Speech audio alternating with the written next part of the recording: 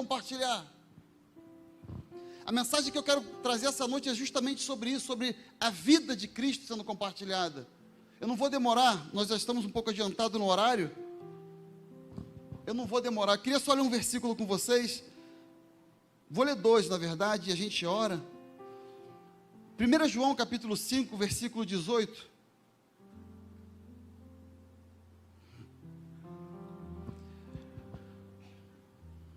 Essa mensagem sobre a vida Zoe, eu comecei a escrever ela em 2013. Não, porque foi uma viagem que a gente fez nas 7 igrejas do Apocalipse, e quando a gente chegou na igreja de Tiatira, a pastora Nela, ela falou sobre a vida Zoe. E aí eu anotei aquilo ali, e ali eu comecei a escrever umas coisas, e essa semana eu estava pensando nisso. Aí eu procurei nos meus cadernos, que eu tenho tudo anotado, né, gente? Eu sou chato com essas coisas. E eu achei essa palavra, eu falei, caramba, cara, é essa vida que a gente tem que compartilhar. É essa vida que a gente tem que saber repartir. Porque essa vida de Deus, essa vida é a vida eterna. E quando a gente fala de vida eterna, e a gente fala de vida de Deus, parece que é algo muito longe. É algo que só vai acontecer depois que a gente morrer. Mas essa vida é a vida que nós já temos direito aqui e agora. É essa vida que o pessoal aí fora está procurando. É essa vida que o povo está precisando. Quando a gente fala de avivamento, que é aquilo que, quando o pastor Fabiano me perguntou, era o assunto que eu ia tratar, é o assunto que o Espírito Santo me trouxe para conversar, é porque quando a gente fala de avivamento, a primeira coisa que a gente tem na nossa cabeça é o quê? Cara, vai ser uma manifestação do Espírito, as pessoas vão falar em línguas, e eu acho isso tudo maravilhoso. Mas a questão do avivamento é algo muito simples, é levar vida aonde tem morte. O avivamento se trata de você levar a vida de Deus aonde tem morte. Porque até o conceito de vida e morte para a gente está muito defasado daquilo que é vida e morte para Deus. Na parábola do filho pródigo, Jesus ensina o seguinte: aquele meu filho que estava morto voltou à vida. Mas aquele rapaz não tinha morrido. Mas Jesus fala o quê? Aquele rapaz que estava morto voltou à vida. A gente tem que entender o que é vida e o que é morte para Deus. A gente tem que saber refletir naquilo que é vida e o que é morte diante da face de Deus. Porque às vezes o que para você está vivo está morto. Às vezes, obras que você acha que são maravilhosas, mas são obras mortas. Por outro lado, obras que você olha e você não dá nada, mas são essas obras que são vivas. Sabe por quê? Porque são essas as obras que Deus mandou fazer.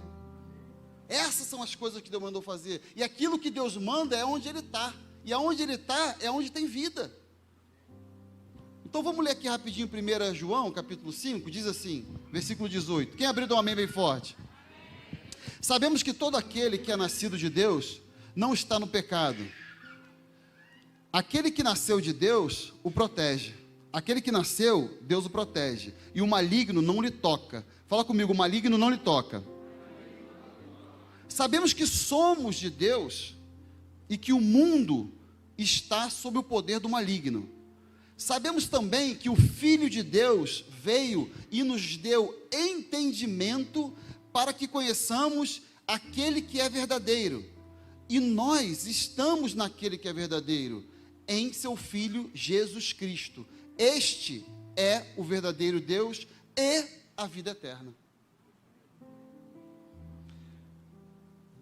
Essa é a grande questão da gente poder entender, que Jesus Cristo, e o próprio apóstolo João, quando ele vai escrever a sua carta, vai escrever o seu evangelho, no começo ele fala o seguinte: nele estava a vida, e a vida é a luz dos homens. Então a gente tem que olhar para Jesus Cristo e entender que Ele é a vida que nós precisamos, porque tudo aquilo que está sem Jesus está morto. Tudo aquilo que não tem a vida de Cristo está morto. E quando a gente começa a entender o conceito de vida e morte diante daquilo que Deus estabeleceu, a gente tem que começar a olhar e perceber o que tem a vida de Deus, aonde tem a vida de Deus e aonde não tem a vida de Deus. Porque onde não tem a vida de Deus, você identificou, sabe qual é o teu papel? Encher aquele lugar com a vida de Deus, para que tenha vida. Quando você identifica vidas, que estão fazendo algumas coisas que você olha e fala assim, caramba, olha só, fulano está errado. Não, não olha com esse óculos não, olha com óculos de Deus. Olha com óculos de que aquela pessoa, ela não está fazendo aquilo porque ela quer, ela está fazendo aquilo porque ela não tem a vida de Deus, ela não tem a vida de Jesus Cristo, e você que identificou, você tem o papel de ir lá e apresentar essa vida para que aquela pessoa também possa ter acesso a essa vida. É um tempo de fechamento, é um tempo onde nós precisamos urgentemente ter essa preocupação e olhar o que tem a vida de Deus e o que não tem a vida de Deus. Porque nós fomos chamados para termos a vida de Deus. Você foi chamado para ter a vida de Deus. Mas fica uma pergunta, que é onde eu comecei a entrar um pouco mais nessa palavra, que é, cara, como é que a pessoa pode perder a vida de Deus? Como que isso pode acontecer? Como que a pessoa pode ter essa vida e como que essa pessoa também pode perder essa vida? E foi aí onde eu fui dar uma olhada e verifiquei no livro de Gênesis algo muito interessante. No livro de Gênesis, capítulo 2, versículo 7, eu não vou ler, não vou abrir para a gente ganhar tempo. Diz assim: e Deus fez o homem do pó da terra. Amém? Então Deus criou o homem e fez ele do pó da terra.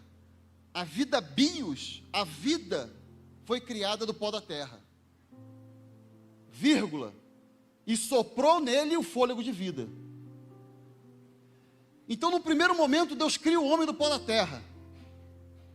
E às vezes, nós temos a ideia de que o homem só se movimentou depois que teve o sopro, a vida de Deus, o zoe de Deus dentro dele. Mas existe um homem que foi criado do pó da terra, e em seguida, ele foi cheio da vida de Deus. Eu me lembro de uma vez que eu estava assistindo uma aula do CTPA, e quando a gente, num determinado momento, falou-se sobre um tipo de homem sem a vida de Deus. Alguém já viu um filme chamado Apocalipto? Ninguém viu, né? Pega e você vai ver. Aquilo ali é um pouco de um rascunho, um tipo de homem que aquele cineasta, ele exemplificou do que é uma vida sem a presença de Deus. Porque é o homem sem o sopro de Deus. Quem está entendendo o que eu estou falando aqui, gente? Mas o homem foi e recebeu a vida. E lá na frente, a mulher, que é feita da mesma composição que o homem, foi tirada do homem e foi feita da mesma composição, ela fala o seguinte: a serpente me enganou, e por isso eu comi da árvore do fruto, do bem, do conhecimento do bem e do mal. Todo mundo sabe essa passagem, gente? Amém. Antes do pecado, o que teve? O engano. Antes da queda, o que teve? A voz da serpente trazendo o engano. E depois, o Senhor, ele chega para a serpente e fala o seguinte: sobre o teu ventre rastejará, e do pó da terra comerás. O que Deus estava falando para a serpente é que ela tem acesso, ela consegue devorar um tipo de homem que é o feito do pó da terra e que não tem a vida de Deus. Quem está entendendo o que eu estou falando aqui? Mas o que eu fiquei mais chocado é que a serpente, com a sua astúcia, ela sabe muito bem, e nós lemos aqui no livro de João, aquele que é filho de Deus e tem a vida de Deus, não pode tocar. Lemos aqui? Amém? E eu fiquei pensando, Senhor, mas a palavra diz que o maligno não pode nos tocar porque nós temos a vida de Deus. Aí o Espírito Santo falou: você não leu direito. Ele pode não te tocar, mas ele pode te levar ao engano, para que através do engano você peque, e através do pecado você perca a minha vida. E quando você perde a minha vida, aí ela tem acesso a você. E esse conceito, estabelecido no Éden, caminha durante toda a humanidade. E o que a gente precisa urgentemente tomar posse e cuidar é daquilo de mais precioso que a gente tem, que é a vida de Deus que nós temos direito, gente. Avivamento é quando você traz para aquilo que estava morto a vida de Deus. Você traz para o ambiente um vale de ossos secos. O que foi levado para aquele vale de ossos secos? Vida. E quando aquela vida chegou no vale de ossos secos, logo não era somente um vale de ossos secos, mas era um exército formado, cheio da vida de Deus. A gente não pode nunca aceitar ter uma vida sem a vida de Deus. Para a gente poder fechar, abre em 1 Samuel, capítulo 16.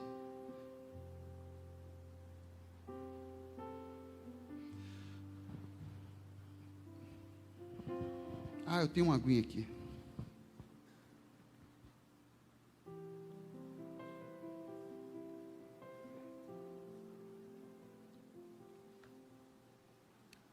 Primeira Samuel, capítulo 16. Eu não abri ainda não, peraí.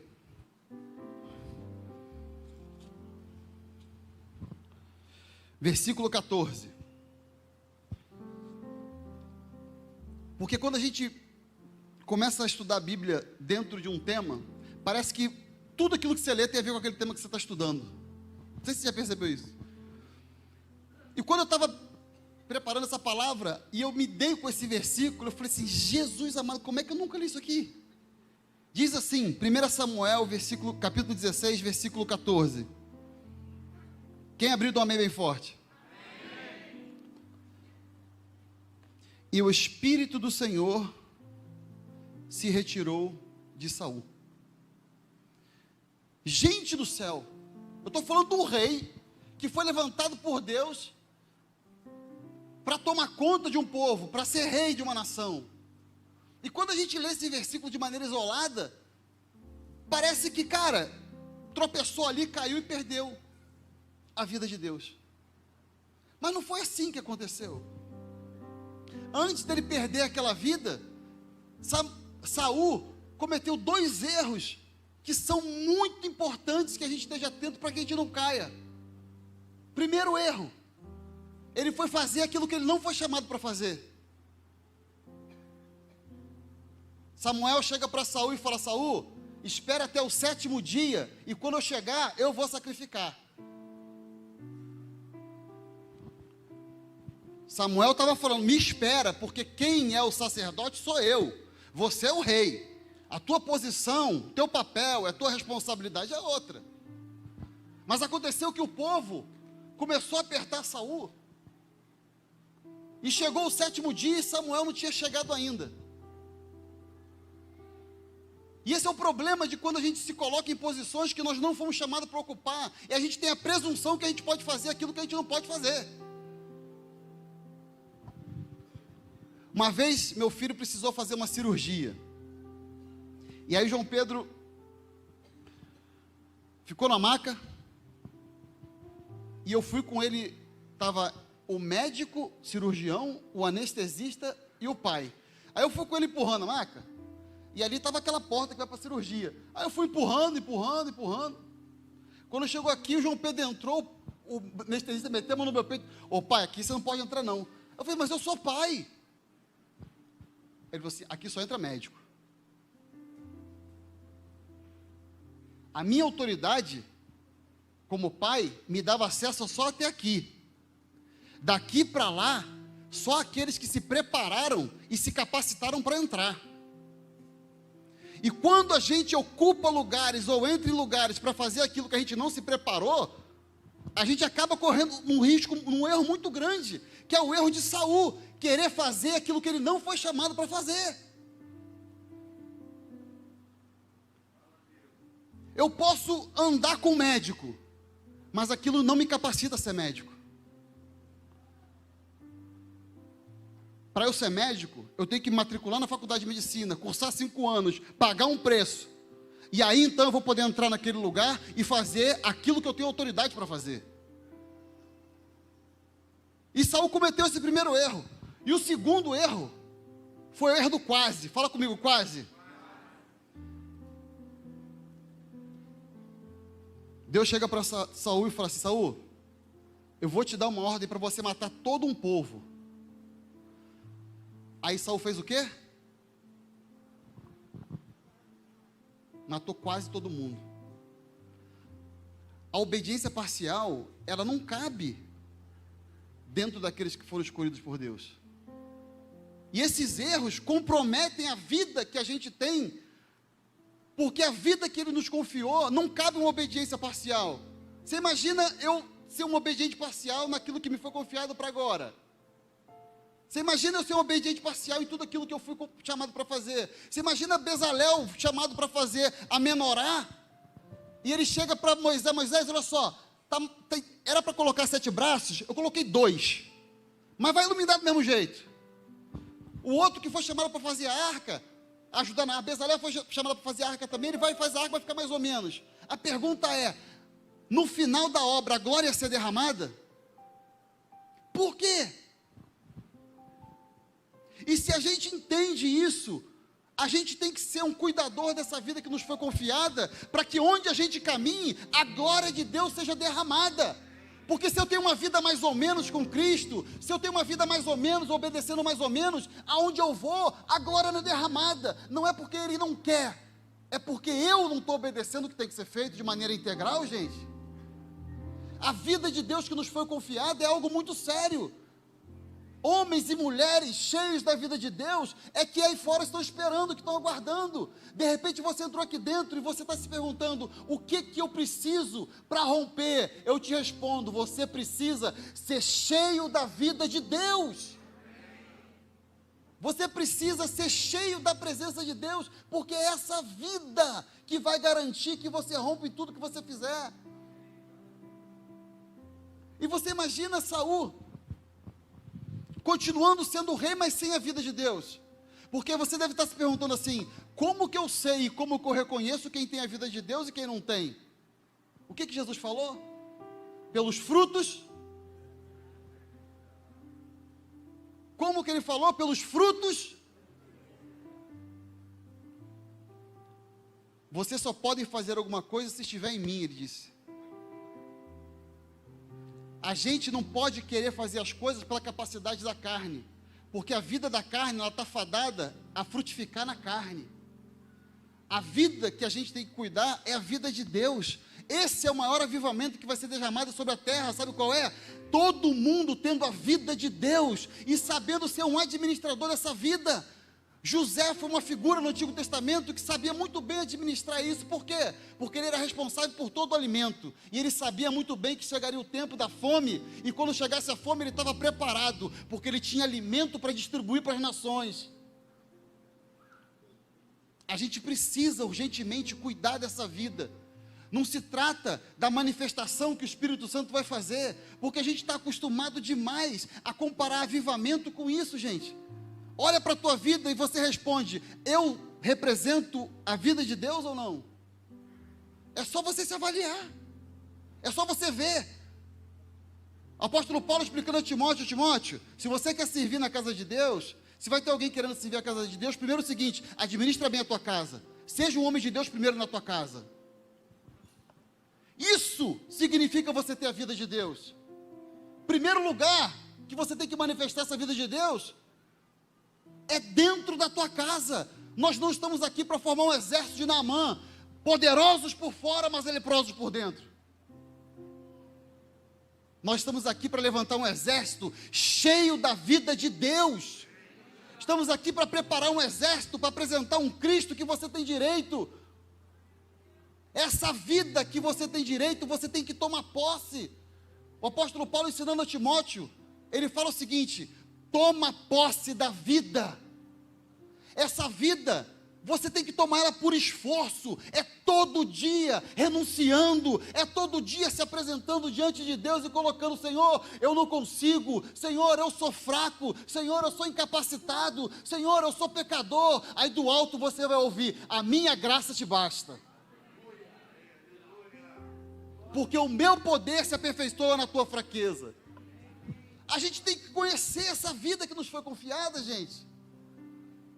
Você imagina Saul, você repara o comportamento de Saul e logo você vai ver que é um homem que estava sem a vida de Deus. Por quê?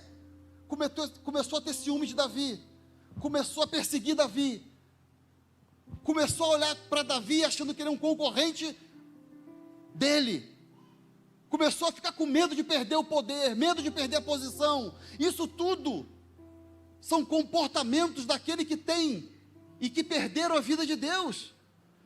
Porque quem tem a vida de Deus não se preocupa em competir, mas se preocupa em colaborar com o seu irmão. Você não está preocupado se o teu irmão foi mais longe, você está agradecendo e dando glória a Deus que ele está indo mais longe, porque se ele está indo mais longe, o evangelho está indo mais longe.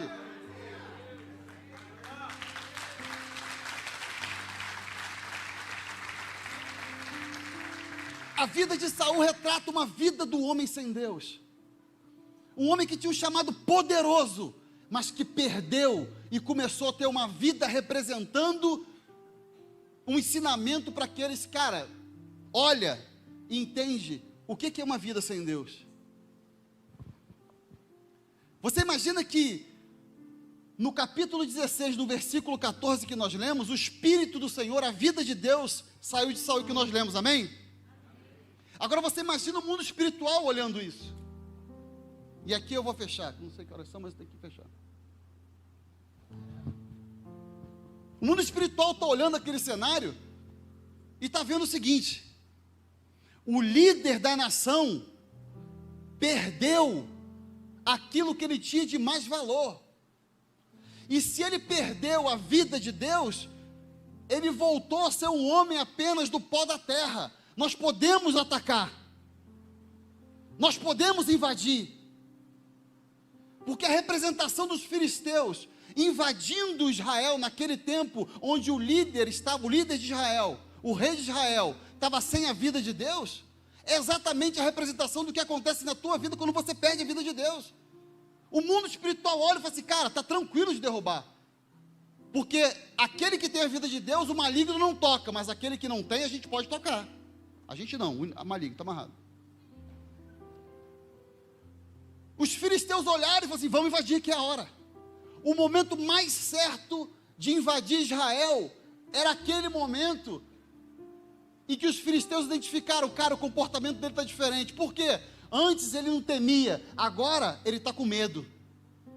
O medo é um outro comportamento daquele que não tem a vida de Deus. Porque a palavra diz, o amor lança fora todo o...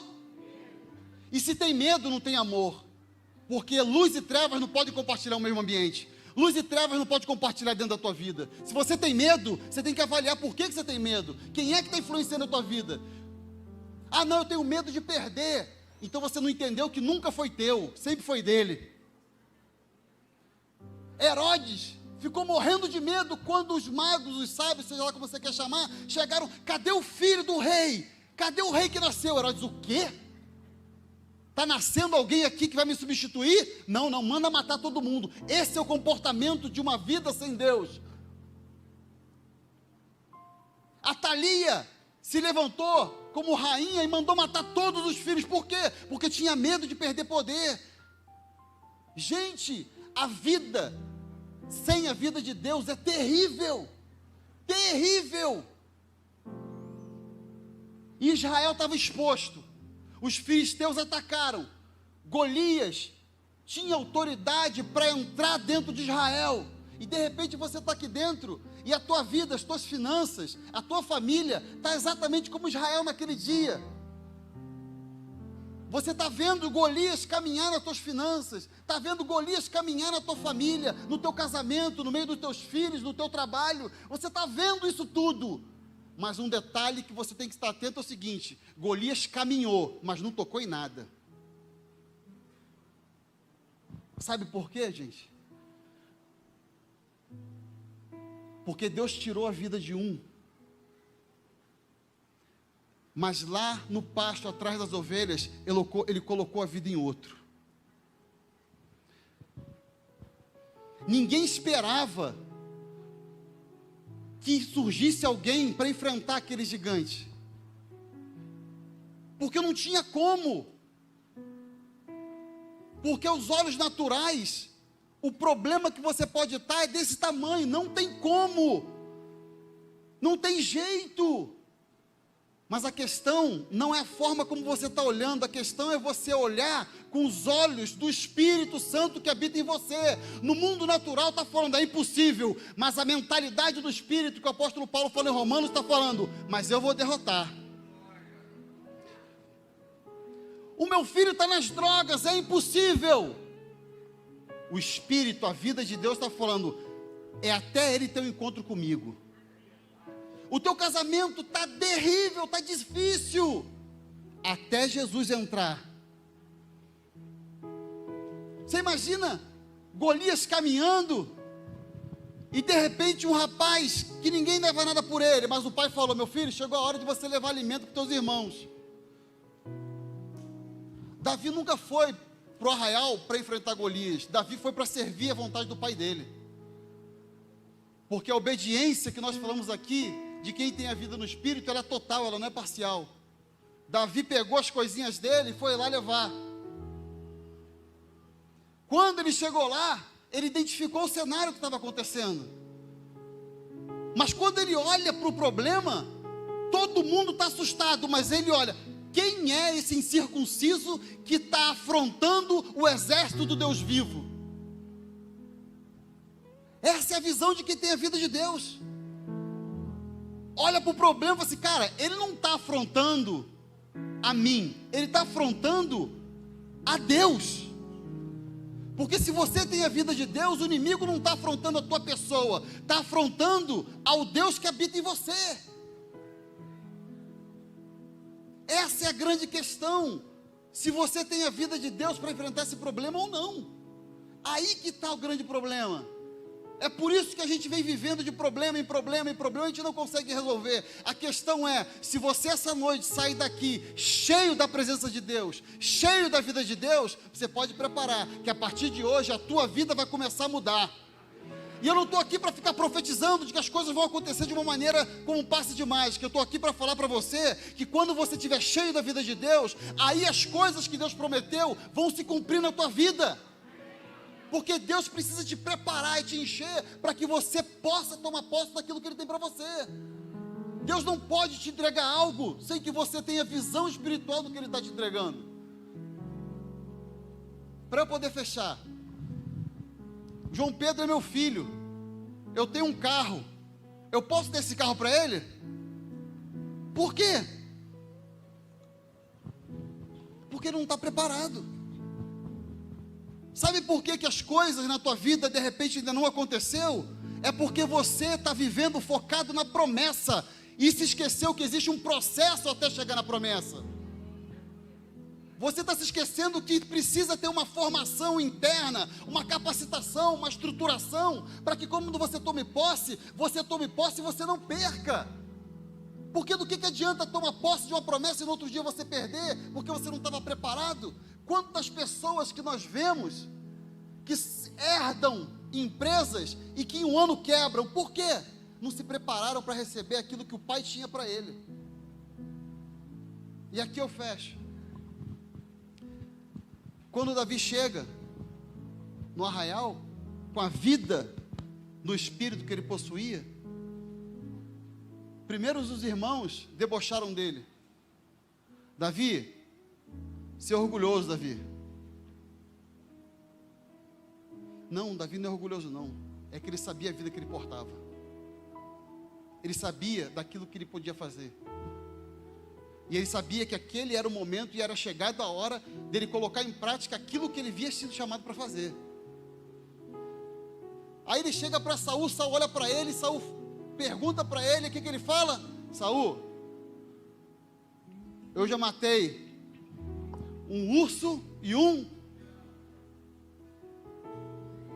Você já matou o teu urso e o teu leão? Você já matou o teu urso e o teu leão para você se capacitar para enfrentar Golias? A questão toda é que esse leão continua devorando você. A questão toda é que você não conseguiu vencer esse leão ainda. E esse leão e esse urso é o que vão te habilitar para você enfrentar Golias. Sem vencer o teu leão e sem vencer o teu urso, não tem como enfrentar Golias. É o processo que tem que acontecer. Primeiro você enfrenta o teu leão e teu urso, sabe aonde? Aonde não tem ninguém te olhando. Primeiro você vence lá onde não tem ninguém te vendo. Vai ser formado primeiro lá no estacionamento. Primeiro você é formado onde não tem ninguém te vendo. Depois você é habilitado para ser colocado para enfrentar Golias. Porque essa vida de Deus é uma vida que ela vem numa crescente. Você vai sendo transformado de glória em glória em glória em. Se coloca de pé em nome de Jesus.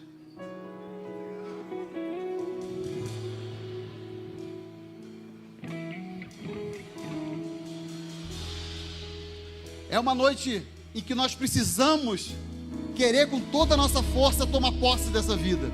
Essa vida que foi liberada quando o Espírito Santo soprou sobre toda a humanidade. É essa vida que a gente tem direito. É essa vida que nos foi confiada e essa vida que a gente tem que saber administrar. Essa vida que a gente tem que saber tomar posse e que ela vai crescendo de tempo em tempo. Ela vai crescendo etapa a etapa. Primeiro você mata um leão, depois você mata um urso. Você vai vencendo as etapas da tua vida. Você vai vencendo porque a vida de Deus vai crescendo dentro de você. Não tem como chegar dentro do exército e querer enfrentar Golias. Primeiro você tem que ser preparado. Toma posse dessa vida. Não deixa o engano. Não deixa o engano tirar essa vida de você, cara. O engano é cruel.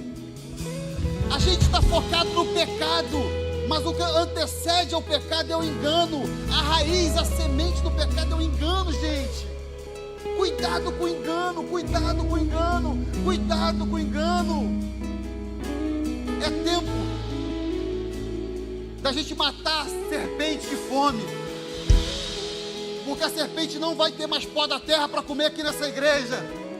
Porque essa igreja é uma igreja formada por homens e mulheres cheios da vida de Deus. E aqueles que têm a vida de Deus, o maligno não toca. O maligno não tem acesso. O maligno não consegue derrubar, não consegue derrotar. Muito pelo contrário. Você que onde entrar, você vai ter autoridade para pisar em serpentes e escorpiões. Você quando entrar, você vai identificar a serpente e escorpião e você vai pisar nela, porque essa autoridade lhe foi confiada, porque a vida de Deus lhe foi confiada.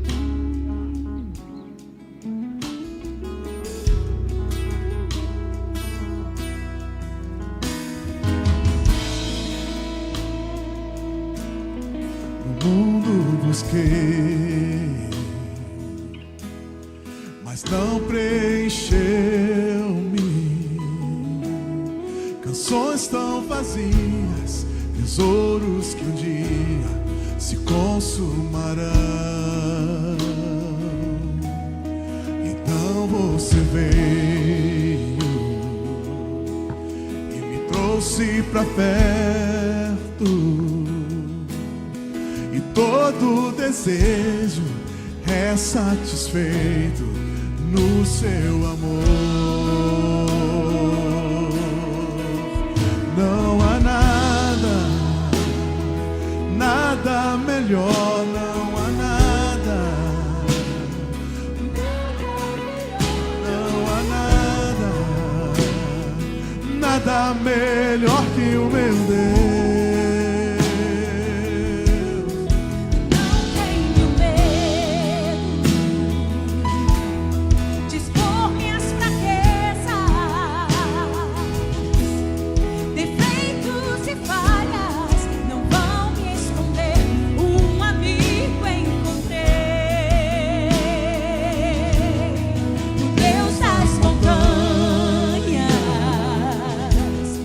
É o Deus dos vales.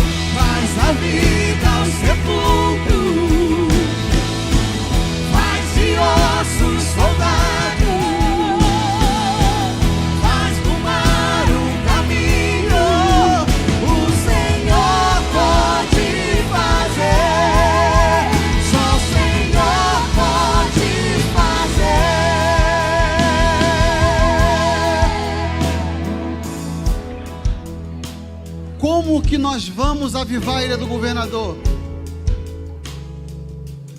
Como que nós vamos avivar cada homem e cada mulher desse bairro? Será que essa noite,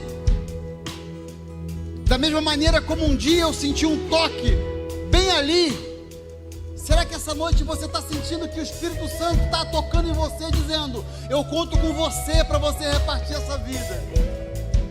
Será que você está entendendo e começa a pensar nos homens e mulheres que estão precisando dessa vida que você está pegando aqui essa noite? A vida está sendo compartilhada para que você pegue essa vida e possa compartilhar com outros aí fora. Gente, a vida de Deus, a vida que foi colocada em nós, é uma vida eterna. E o fato dela ser uma vida indestrutível te faz caminhar debaixo da seguinte promessa: quando você tem essa vida e você caminha debaixo dessa autoridade, a palavra que vai com você é: agindo Deus. Agindo Deus. Porque você é um instrumento de Deus que porta a vida de Deus. E quando você está alinhado com o propósito, com a vontade, lá do céu tem uma voz que vai atrás de você gritando: agindo Deus, quem? Agindo Deus, quem? E se a gente toma posse disso, não tem muralha de Jericó, não existe impedimento, não existe impossível, não existe vida derrotada, não existe vida fracassada, não existe casamento ruim, não existe filho impossível, não existe nada que possa resistir ao agir de um Deus que declarou: agindo Deus, quem? Essa é a vida que você tem que sair daqui dentro essa noite. Quando você der um passo e você entrar na tua casa, você declarar: eu declaro sobre essa casa o renovo de Deus, a vida de Deus, o sonho de Deus sobre essa casa. E se prepara para você começar a viver então aquilo, o projeto original de Deus para a tua família, para a tua casa, para os teus negócios. Porque essa é a vida de Deus, amém? Glória a Deus, dá um aplauso bem forte ao Senhor. Tudo em festa, a vergonha em glória, as belezas, as cinzas, o Senhor pode fazer. traz a vida ao sepulcro, Faz de ossos soldados, faz do mar um caminho. O Senhor pode fazer, só o Senhor pode fazer. Glória a Deus. O Senhor pode fazer. Glória a Deus. Glória a Deus. Tem alguém? Glória a Deus. Aplaude bem forte ao Senhor. Tem alguém nos visitando hoje pela primeira vez? Levante o seu braço onde você está. Glória a Deus. Deus te abençoe. Quem está nos visitando hoje? Levanta, glória a Deus. Deus te abençoe demais. Deus te abençoe demais, viu? Você pode repetir comigo uma oração? Você que, olha para cá, olha para cá. Você que está convidando a gente hoje, está nos convidando pela primeira vez, continua com a mão levantada assim. Repete comigo uma oração assim. Toda a igreja: Senhor Jesus, eu te aceito como meu Senhor e Salvador. Entra na minha casa, salva toda a minha família e escreve o meu nome no livro da vida. Você que está fazendo essa oração pela primeira vez, que o Senhor possa estar tocando no teu coração, amém? Eu não vou te chamar para vir aqui na frente, para a gente não te abraçar, porque a gente está com processo não, nós estamos num tempo onde a gente tem que tomar cuidado e por isso a gente está tomando todas as precauções, mas que Deus te abençoe.